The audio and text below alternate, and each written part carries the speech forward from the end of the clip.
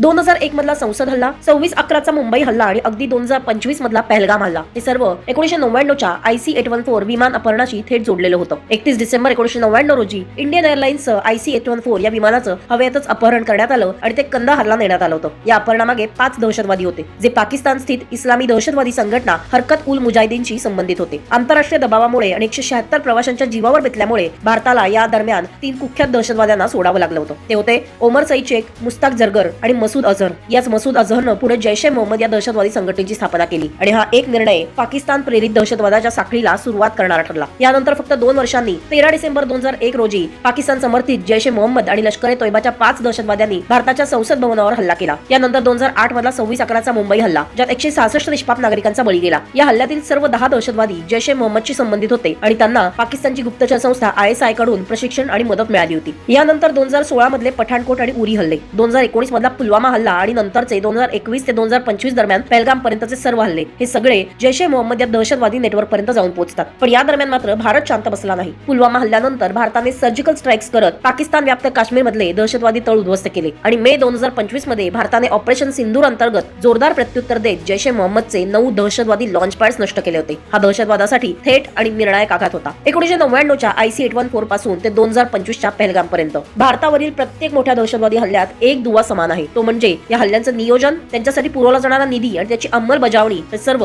पाकिस्तान समर्थित जैश ए मोहम्मद कडून करण्यात आलं होतं. पण आज भारत बदललाय आणि ऑपरेशन सिंदूरनं हे सिद्ध करून दाखवलंय की दहशतवाद निर्यात करणाऱ्यांना त्याचे परिणाम भोगावे लागतील आणि तेही त्यांच्या दारातच.